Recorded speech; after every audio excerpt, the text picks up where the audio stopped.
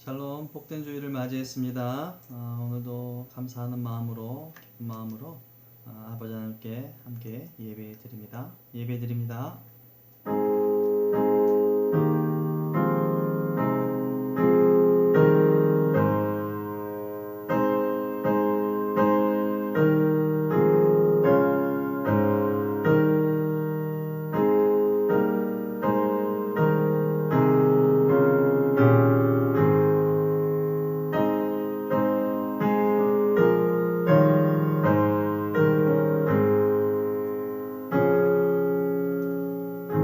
여호와께 감사하라. 그는 선하시며 그 인자하심이 영원함이로다. 아멘. 감사하신 아버지 하나님 고맙습니다. 복된 날, 주님의 날 예배자로 저희를 불러주시고 하나님께 예배드릴 수 있도록 도와주시니 고맙습니다. 신령과 진정으로 임하는 예배가 되게 하여 주셔서 하나님의 은혜를 체험하는 귀한 시간으로만 만들어가 주시옵소서. 예수님의 이름으로 기원하옵나이다. 아멘. 이 시간 찬양 드릴 때에 새 찬송가 29장, 동일 찬송가 29장 찬양 드립니다.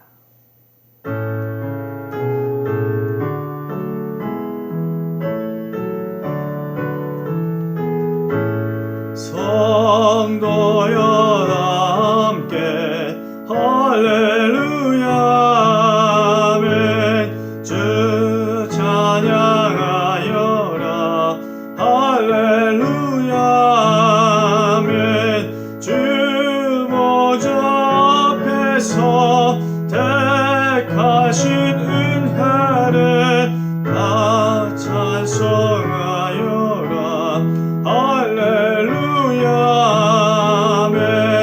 마음문을 열어라 할렐루야 아멘. 온 하늘 울려라 할렐루야 아멘. 인도자 되시며 친구가 되신 주 그 사랑 끝없다 할렐루야 아멘. 주 찬양하여라 할렐루야 아멘. 찬양은 끝없다 할렐루야 아멘. 거룩한 집에서 주인총 드리며 내 찬송 부르자 할렐루야 아멘. 찬양 한 장 더 드립니다. 새 찬송가 84장, 동일 찬송가 96장입니다. 이 찬양 드리시면서 준비하신 예물 하나님께 올려드립니다.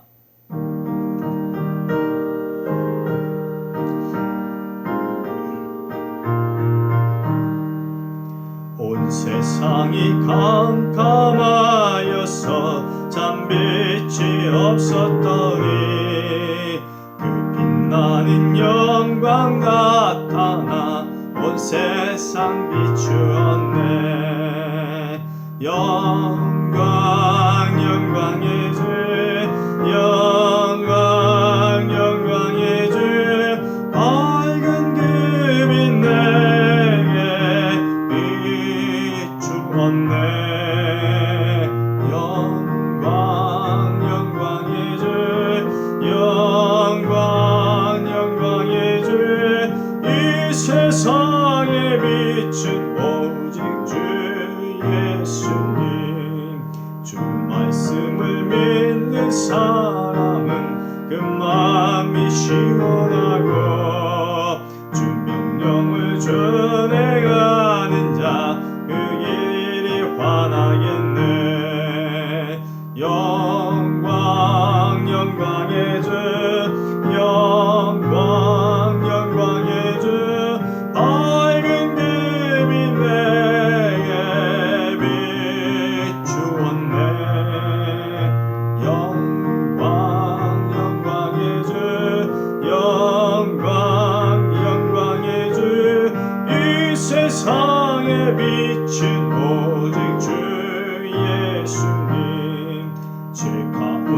사는 사람은 그 눈이 어두워도 그 죄악을 씻는 날에는 그 빛이 밝아지네. 영광 영광의 주, 영광 영광의 주, 밝은 그 빛 내게 비추었네. 영광 영광의 주, 영광 영광의 주, 이 세상의 빛은 오직 주 예수님. 드려진 예물 위에 기도합니다. 참 감사하신 아버지 하나님, 어려운 중에도 우리의 믿음을 바라여 주님께 예배드리게 하여 주시니 고맙습니다. 뿐만 아니라 우리가 갖고 있는 믿음을 이 예물을 드리는 행위를 통하여서 하나님께 바르게 실천할 수 있도록 도와주셔서 감사합니다. 어렵고 힘들지만 하나님께 드려야 할 예물들 바르고 정당하고 정직하게 드리는 우리가 되어지도록 늘 도와주시옵소서. 주의 예물을 드립니다. 주정 예물을 드리며 12일조와 감사의 예물과 선교 예물과 건축 예물과 여러 명목으로 아버지 하나님께 올려드리는 손길마다 하나님께서 풍성한 은혜를 더하여 주시고 드린 예물 오직 아버지 하나님만 흠양하여 주시옵소서. 교회가 거룩하게 되어질 뿐만 아니라 복음이 심겨지는 그곳에 아름답게 쓰여지는 예물이 되도록 도와주시옵소서. 육체를 위하여, 건강을 위하여, 우리 생명을 위하여 간구합니다. 갖고 있는 질병과 질고로 인하여 고통 중에 신음하지만 새 소망을 바라보는 우리 환우들에게, 교우들에게 하나님께서 역사하여 주셔서 회복의 누림을, 감격을 얻도록, 기쁨을 얻도록 함께해 주셔서 건강한 육체를 갖고 하나님 섬기며 이 땅의 삶을 살아갈 수 있도록 도와주시옵소서. 하나님께서 선한 길로 인도하시고 좋은 것으로 채워주시며 더하여 주실 것을 믿고 간구하며 예수님의 이름으로 기도합니다. 아멘.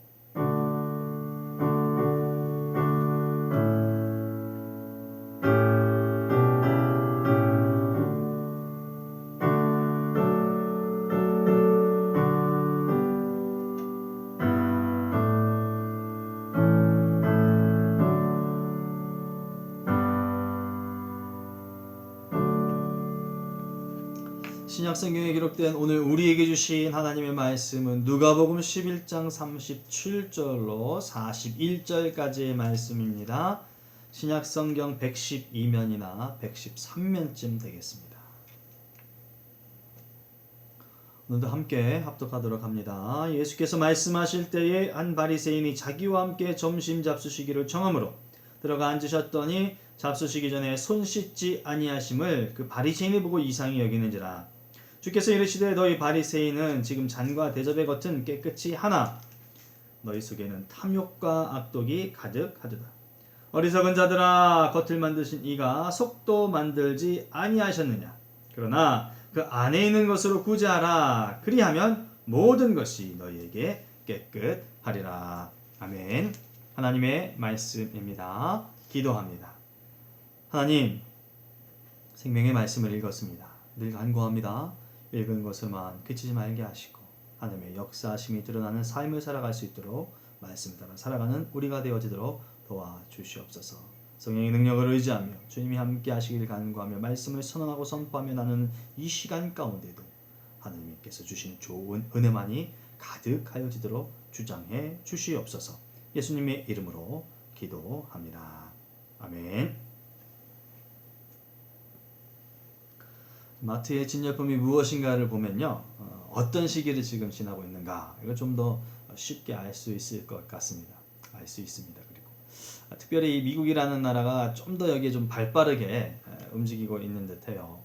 한 해를 이렇게 살펴봤더니요, 초콜릿으로부터 진열대의 초콜릿부터 시작하여서 어느덧 성탄 추리가 진열대를 장식하고 있습니다. 예, 성탄절이 다가오고 있다, 이것을 짐작하게 할 수 있는 부분입니다.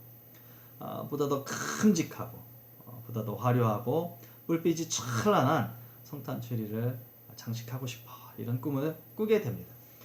내년보다는 좀 더 멋진 성탄 트리를 장식하고 싶은 마음, 왠지 그렇게 해야만 할 것 같은 그런 생각이 지배적이기까지 합니다. 그런데요, 여러분, 사실 이 성탄추리는 그렇게 화려한 것은 아니었다라고 하는 것을 우리가 유래를 통해서 알 수 있습니다. 이 성탄절 나무의 기원이라고 할 수 있는 것은 약 6세기 혹은 7세기의 유럽으로 거슬러 올라가죠.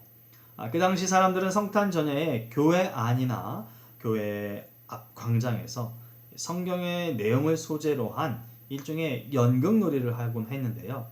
거기서 맨 먼저 등장하는 것이 바로 에덴 동산의 아담과 하와였습니다. 그리고 빼놓을 수 없는 것, 주된 장식은 생명나무였습니다. 그런데요, 한겨울에 잎이 풍성하고 열매가 풍성한 그런 나무를 찾을 수가 없었다는 것이죠. 그래서 이 사람들은 당시에 유일하게 그 계절의 상록수인 전나무를 가져다 놓고 생명나무를 상징케 했습니다. 여러분, 이것이 성탄절 추리의 유래가 됩니다. 그러므로 성탄절 추리는요, 에덴 동산의 그 생명나무를 상징한다 하겠습니다. 또한 기독교에서 성탄나무는 이새의 줄기에서 그리스도가 오신다 라고 하는 이사야서 11장 1절 말씀, 이것을 기념하는 상징이 되고요. 또 한편으로는 예수님께서 육신을 입으시고 우리를 위하여 이 세상에 오셔서 십자가에 달려 죽으셨음을 이 나무를 통해서 상징하기도 합니다. 교회는 예로부터 성탄절이 다가오면 예배를 드리면서 성탄절 나무 장식하는 가운데 그리스도의 오심을 감사했습니다. 우리가 오늘날도 성탄절 추리를 그냥 두지 않죠. 예쁘게 또 멋스럽게 장식하는데요. 그 옛날에 몇 가지 것으로 장식을 했다고 하죠. 첫 번째는 사과입니다. 선악과의 상징인 사과.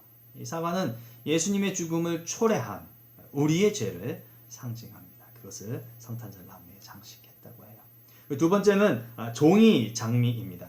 사막에서 피어났던 장미는 어둠과 절망을 뚫고 생명을 피어내는 소망의 예수 그리스도를 상징케 했습니다. 또 세 번째는요, 빵입니다.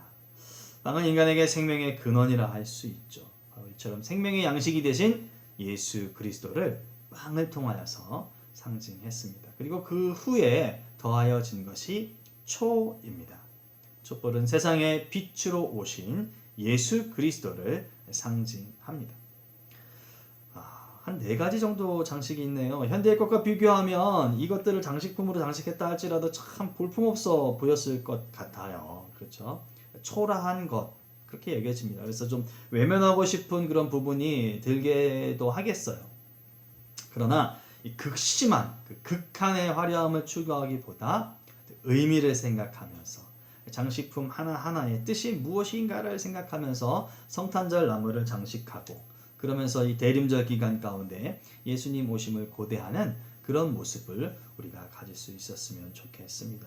직접 오늘날에 사과나 종이 장미나 빵이나 초를 장식하지는 않고 장식할 수는 없다 하더라도 그런 것이 성탄절 장식 가운데 담겨져 있다라고 하는 그 의미를 새기면서 다른 것이 드러나는 것이 아니라 예수 그리스도의 오심을 드러내게 하는 그런 시기였으면 좋겠습니다. 화려함보다는 순수함을, 또 외형적인 것보다는 내면의 것을, 내면의 의미를 추구하는 것이 보다 더 바람직한 것임을 예수님께서는 오늘 말씀을 통해서도 우리에게 깨우쳐 주시는 듯 합니다. 짧은 구절이지만 바리새인이 점심 식사에 예수님을 초대했다라고 하는 것이죠. 그런데 놀랄 일을 이 사람이 경험하는 것이에요. 38절에 보니까요. 잡수시기 전에 손 씻지 아니하심을 그 바리새인이 보고 이상히 여기는지라. 아니, 왜 예수님께서는 손을 씻지 않으시지? 이상히 여겼다라고 하는 거예요. 이 이상히 여겼다라는 구절을 다른 성경 번역본은 깜짝 놀랐다, 놀라는 표정을 지었다라고 기록을 합니다. 손을 씻지 않는 예수님의 모습이요, 이 바리새인으로서는 좀 이해 불가의 행동이다라고 하는 것이죠. 반드시 씻어야 되는데 씻지 않으셨다. 그때 예수님이 전혀 뜻밖의 모습이었다라고 하는 것을 이 사람이 흠칫 드러내게 됩니다. 그런데요, 이런 이 사람의 모습이 또한 예수님의 눈에 보였다라고 하는 것이죠. 당황하고 놀라는 저들을 그냥 내버려 두지 않으셨어요. 바로 저들을 꾸짖으셨습니다. 뭔가 좀 잘못했다라고 하는 것을 좀 말하는 것이죠. 무엇이 잘못된 것인가요? 예수님과 바리새인 사이에서 마찰은요, 외형상 손 씻는 문제입니다. 이 손 씻는 문제를 갖고 예수님에게 직접적으로 따져 묻는 상황이 있었음을 다른 복음서를 통해서 우리가 발견하게 돼요. 근데 다른 복음서는 예수님이 손 씻지 않은 게 아니라 제자들이 손 씻지 않은 것을 통하여서 바리새인들이 따져 묻는데, 그렇게 다 바리새인들이 따져 물을 때에 기준으로 세운 것이요, 소위 장로들의 전통이었습니다. 장로들의 전통에 의해서 왜 손 씻지 않습니까? 이런 식의 것이 마태복음 15장 가운데 기록되는데요. 여러분, 여기서의 전통이라는 것은요, 사람이 만든 것을 의미합니다. 그러니 이 전통이라는 표현으로 확실히 알 수 있는 것은요, 손 씻음이 하나님의 말씀이나 하나님의 요청이나 하나님의 계명에 의한 것이 아니다라는 사실입니다. 따라서 엄밀히 말하면 예수가 씻지 않는 것을 이상히 여길 것이 전혀 없어요. 안 씻을 수도 있어. 이렇게 생각하고 넘어갈 수도 있는 것이에요. 그럼에도 불구하고 바리새인들 편에서는 그것이 너무나 기이한 일이라고 하는 것이죠. 왜냐하면 자기들의 기준에서 봤을 때에 위배되는 잘못된 행동이기 때문입니다. 사실 당시 환경에서 씻는 문제, 상당히 중요한 요소임에는 맞을 것이에요. 그럼에도 불구하고 예수님께서 그런 그들을 향해서 책망하신다라고 하는 것은요, 잘 씻고 있는 거예요. 바리새인들이 잘 씻는 그런 모습을 갖고 있는 것이에요.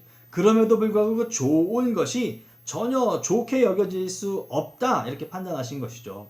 그 좋은 것이 전혀 좋은 영향력을 끼치지 못하고 있음에 대해서 예수님이 지적을 하고 계신 것입니다. 왜 그러셨을까요? 39절 말씀이에요. 주께서 이르시되 너희 바리새인은 지금 잔과 대접의 겉은 깨끗이 하나 너희 속에는 탐욕, 악독이 가득하다 라고 말합니다. 여러분, 이 구절 가운데서 우리가 주목해서 볼 것은요, 잔과 대접은 깨끗하지만 너희 속에 탐욕과 악독이 있다 라고 하는 것이, 곧 보여지는 것, 겉으로 나타나는 것이 참 바람직해요.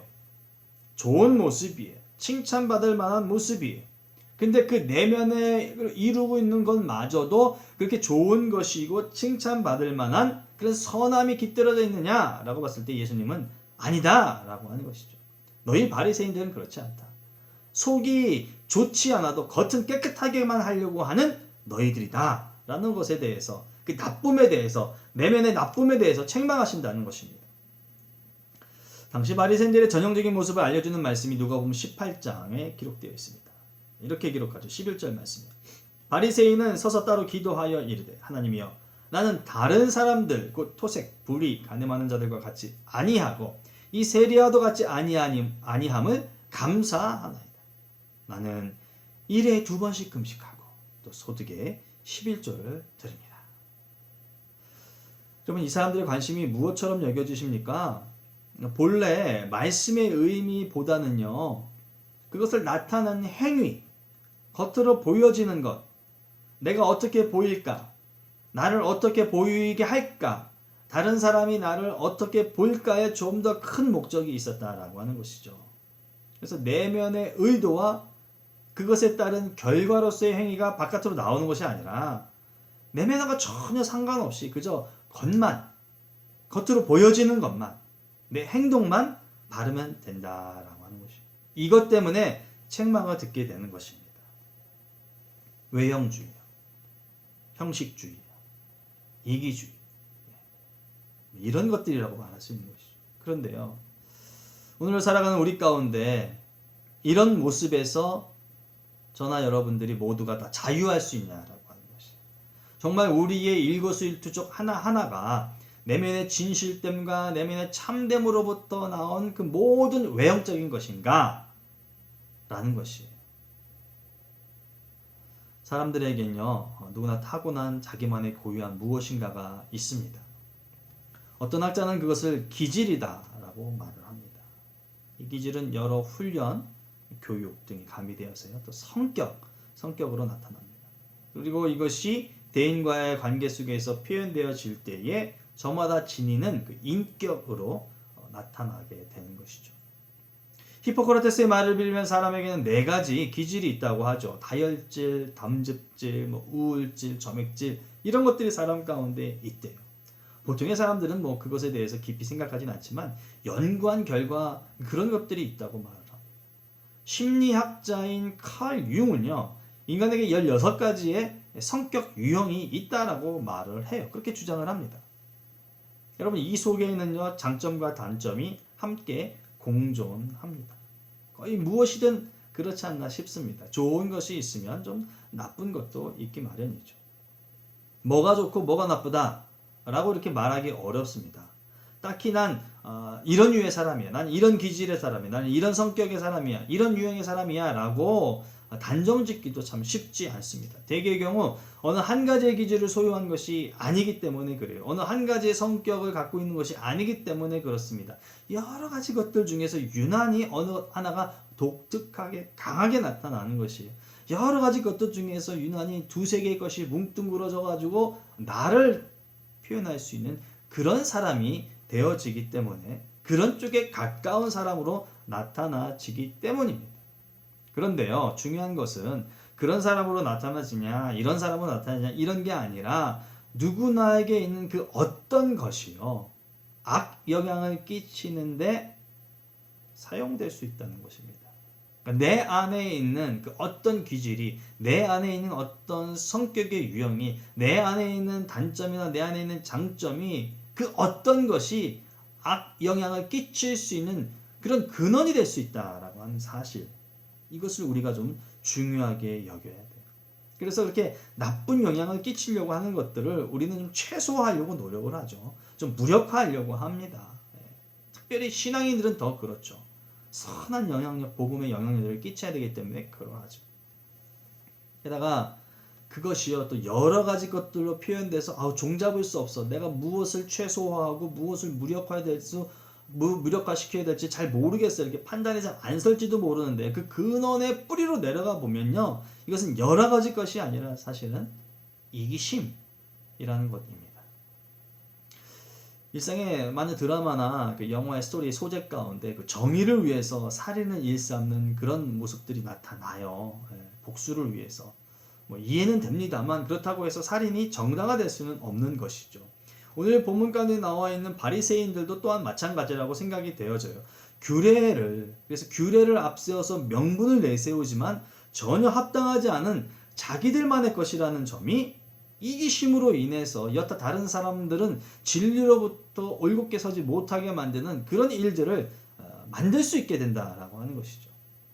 자기 본위, 자기 중심주의, 이기심. 그렇죠. 말 그대로 이기심이라는 것은 나 자신만의 이익을 추구하는 마음입니다. 내가 가지고 싶고, 내가 누리고 싶고, 받고 싶은 것에 대해서 충족되어지지 않기 때문에 우리는 분노합니다. 분노가 나와요.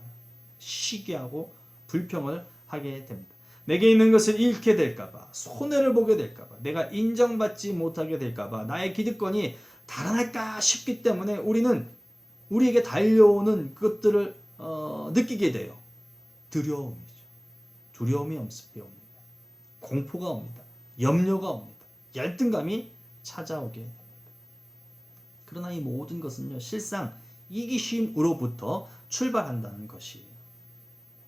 이것은 인류 타락의 최초의 근원지다라고 판단이 됩니다.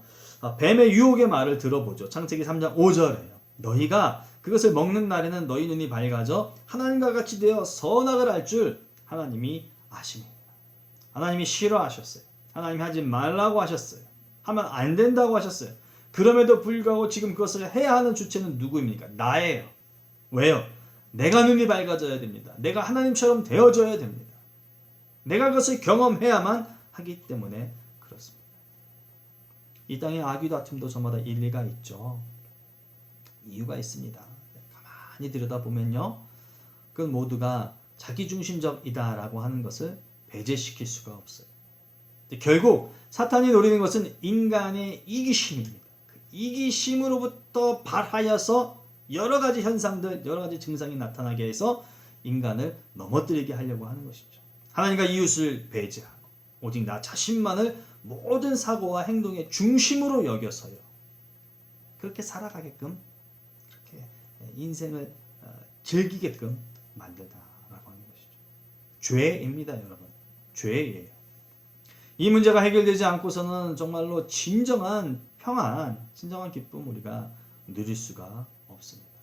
그러므로 우리가 신앙인으로 바른 모습을 지니려면, 그리고 신앙인으로서 바르게 생활을 하려면 우리 모두는 우리 속에 있는 씻겨져 내려갔다, 깨끗해졌다라고 판단되지만 어쩌면 그러지 않고 여전히 잔재로 남아있을 만한 그 이기적인 그것을 우리는 죄, 규정을 지어야 돼요. 그것은 그냥 보편적인 사람이 지닐 것이야. 이렇게 느슨하게 가면 안 된다는 것이. 죄로 규정을 해야 한다는 것입니다. 왜냐하면 죄로 고백함을 통해서 나의 일이지만, 나와 관계 있는 것이지만 내 힘으로 해결할 수 없는 것이다 라고 하는 것을 하나님께 드러내는 것이죠. 그래서 하나님의 도움을 입을 수 있도록 우리가 맡겨드리는 그 일을 해야 하기 때문에 죄로 규정을 해야 한다라고 하는 것입니다. 여러분, 죄인이 자기 죄를 스스로 탕감시키는 법은 없잖아요. 그렇죠? 그렇게 좀 단호한 모습이 있어야 될 것입니다. 성경도 이 부분을 강조하죠. 요한일서 1장 9절에 그렇게 말합니다. 만일 우리가 우리 죄를 자백하면 그는 미쁘시고 의로우사 우리 죄를 사하시며 우리를 모든 불의에서 깨끗하게 하실 것이요. 아멘. 이 일을 우리가 충분히 감당하고 선언하고 선포할 수 있기를 바랍니다. 그렇다면 사는 동안 어쩌면 끊임없이 문제가 될 수 있는 이런 것들을 푸는 실마리, 그게 무엇이겠는가 라고 하는 거, 그러니까 방법적인 부분을 생각해 봐야 되겠습니다. 예수님은 말씀하십니다. 41절 말씀에 그러나 그 안에 있는 것으로 구제하라. 그리하면 모든 것이 너희에게 깨끗하리라. 그 안에 있는 것으로 구제하라. 깨끗하게 하는 방법으로 안에 있는 것으로 구제하라고 말씀합니다. 그러면 모든 것이 좋아진다는 의미의 말씀을 하시죠. 이를 다른 번역본을 보니 이렇게 기록합니다. 너희가 가진 것을 가난한 사람들에게 주어라. 그러면 모든 것이 너희에게 깨끗하여질 것이다. 현대인의 성경이에요. 공동번역 성경은 이렇게 말합니다. 그릇 속에 담긴 것을 가난한 사람들에게 주어라. 그러면 모든 것이 다 깨끗하여질 것이다. 이거 한마디로 이렇게 추격해 보면 선을 행하는 것, 구제를 행하는 것입니다. 좋은 일을 하는 것입니다. 그러나 이게 단순한 구제이거나 단순한 선행은 아닐지도 모르겠습니다. 무엇이나 바른 모습, 바른 마음을 지니라 하는 뜻으로 확대되어 이해가 됩니다. 그런데요, 갖고 있는 내 재물이나 음식을 다른 사람들에게 주기가 쉽냐라는 것입니다. 쉽냐라는 것입니다. 내 이득을 포기하고 살아가기가 마음이 편하겠느냐라고 하는 것입니다. 정의를 이루기가 너무 어렵지만 반면에 그것을 외면하기는 너무 쉽다는 것입니다. 왜요? 바리새인들 봤을 때, 바리새인들이 어떤 사람들이고 어떤 행동으로서 이제까지 살아왔는가 하는 사람들이라는 것을 본다면요. 왜냐하면 이미 이들의 마음에 사악과 착취와 탐욕이 가득한데요. 어찌 이런 일을 하기가 쉽겠냐라고 하는 것이죠. 가득 차 있는 게 타자를 향한 마음이 아니라는 것이에요.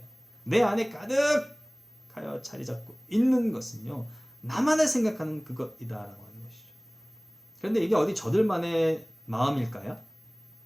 상황과 또 여타의 모습은 다를지 모르지만 우리들도 마찬가지일 수 있다는 것이죠. 그래서 예수님의 말씀은 듣지만 쉽게 몸이 움직여지질 못하는 것이에요. 예수님의 말씀을 들었고 그와 합일한 마음이 있다면 움직임마저도, 행동마저도, 실천하는 것마저도 자유롭고 기쁨으로 가야 되는데, 그렇지 못하는 고뇌의 모습이, 아니면 외면하고 싶은 모습과 행동들이, 아니면 안 들은 것 같이 생각하는 그런 태도들이 있다는 것은 우리들의 마음도 어쩌면 이 바리새인들이 가득히 갖고 있는 나만을 생각하는 그것으로 우리의 마음이 채워져 있을지도 모르겠다라고 하는 것이죠. 그러니 우리는 이 마음을 정리하는 것이 중요하다는 것을 알아야 합니다. 이 마음을 정리하는 것이 우선입니다. 그 안에 있는 것으로 구제하라는 것은요, 이미 갖고 있는 마음의 상태를 그것으로서 구제하라는 게 아닌 거예요. 구제할 수 없는 마음이다. 어떻게 구제를 해요? 그러니 구제하라, 그 안에 있는 것을 구제하라 라고 하는 것은 이미 갖고 있는 마음이 전혀 새로운 상태로 바뀌게끔 만들 것을 먼저 요청하고 있는 것입니다. 그런 후에 구제가 자연스럽게 이루어질 수 있게끔 해야 된다라고 하는 것이죠. 여러분, 이 부분의 해결을 위해 본문에 실려있는, 우리가 읽지는 않았지만요, 누가복음 11장 전체를 통해서 좀 살펴봤으면 합니다. 사실상 예수님께서도 본문의 전후 상황에서 참 신앙인이 그 삶에서 어떻게 성숙과 성장을 이어나가면서 제대로 된 삶을 살 수 있을까에 대해서 해답을 제시하시고 계시는 듯해요. 11장 처음 시작하면서 기도에 대한 가르침에 대한 요청을 받으셨어요. 그리고 기도에 대해서 그 요청한 것에 답을 해 주셨습니다. 그리고 그 연장선에서 기도를 통하여서 성령이 우리에게 내주하시리라 라는 말씀을 덧붙여 주시면서 신앙인이 무엇으로 사는가를 말씀해 주신다고 할 수 있겠어요.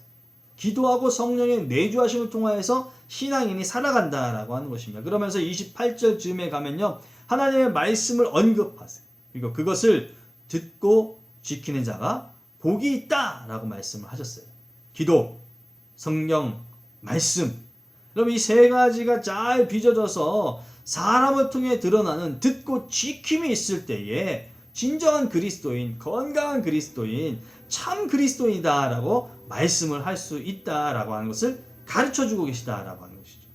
근데 사실 바리새인들에게 있어 부족한 것이 이것들이라고 생각이 됩니다. 기도, 성령, 말씀이요.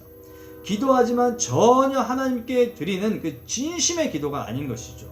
그러기에 성령의 역사하심을 찾아볼 수도 없는 것이고, 게다가 그들의 행동 기준이라는 것은 그저 구습을 쫓는 것이었어요. 장로들의 전통을 쫓는 것이었어요. 그러니 얼마나 큰 힘을 발할 수 있겠느냐 하는 것이죠. 큰 힘을 발한다 한다 하더라도요, 그 힘이라는 것이 어디 모든 공동체, 모든 사회 구성원들을 아우르는 것이겠어요? 자기들만의 것인 것이죠. 자기들 안에서만 서로들 간에 우월하고 서로들 간에 존중하고 서로들 간에 높이는 것이죠. 그러면서 타자를 향하여서는, 다른 지체를 향하여서는 그 우월감을 갖고 다른 이들을 비판하고 억누르고 그런 삶을 살기 때문에 전혀 좋은 모습을 나타낼 수는 없다라고 하는 것이죠. 타인과의 비교의식 속에서. 그러니 큰 힘은 고사하고 자기 만족만 있는 것이에요. 자기 우월감만 있는 것이에요. 그러기에 예수님은요, 그들을 향해 새로운 제안을 제시하신 것입니다. 구제하라. 이 제안이 우리들에게도 동일한 것이리라 믿습니다. 아멘. 구제하라. 구제하라. 우리 마음을 새롭게 하라. 이것이 우선인 것이, 타인의 삶을 향하여서 살아가는 그런 삶이 되어라. 이타의 삶을 살아야 하는 자, 그리스도인입니다. 바로 저와 여러분입니다. 그리스도를 닮은 자로 살아가야 하는 자, 예, 그리스도입니다. 예수 믿는 사람들이에요. 그게 누구입니까? 저와 여러분이에요. 그를 따르는 자 역시 저와 여러분입니다. 우리의 삶의 새로운 목표입니다. 이것이 우리의 것이라고 인정하고, 기도와 성령의 내주하심과 말씀이 합일되어서 듣고 지켜지는, 그래서 그것을 통해서 내 마음이 새로워짐을 체험하는 우리가 될 수 있기를 바랍니다. 그간의 우리의 삶의 모습이 혹 바리새인들과 같지는 않았는지요.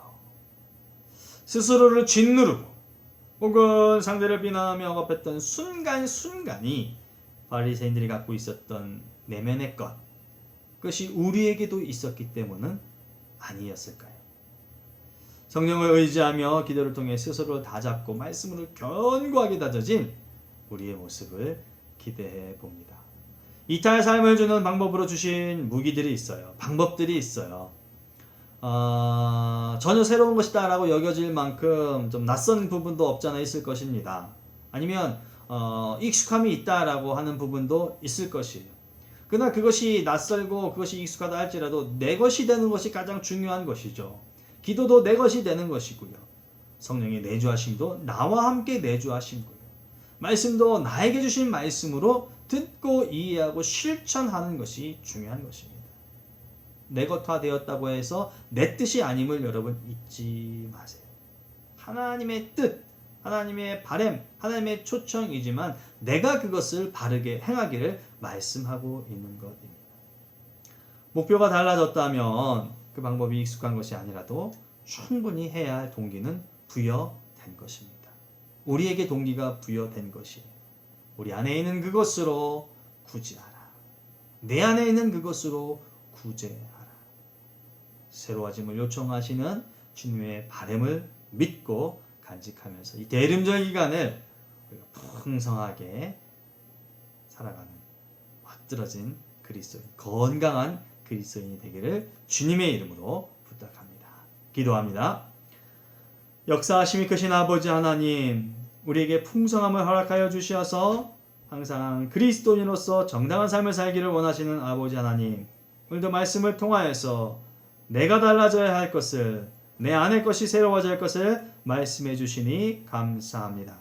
누구를 탓할 것이 아니라 내가 갖고 있는 것이 하나님의 것으로서 정당한 것인가를 살펴보고 그것을 올곧게 바꾸어 나가 실천력을 지니는 참 그리스도의 삶이 되어지도록 도와주시옵소서. 기도하게 하시고 성령의 내주함을 구하게 하시고 말씀을 잘 듣게 하시고 실천하는 신앙인이 되도록, 실천하는 교회 공동체가 되도록 함께 해 주시옵소서.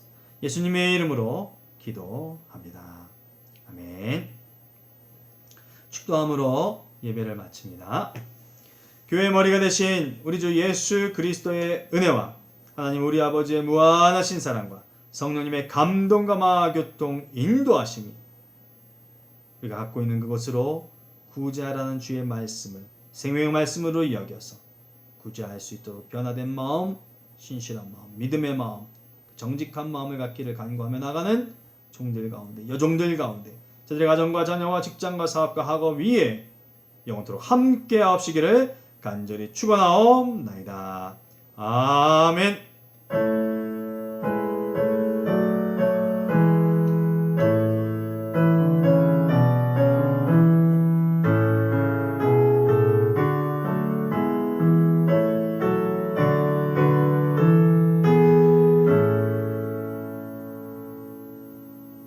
샬롬. 하나님 우리 아버지와 우리 주 예수 그리스도로 인한 은혜와 평강이 삶 가운데 풍성하시기를 주님의 이름으로 축원합니다.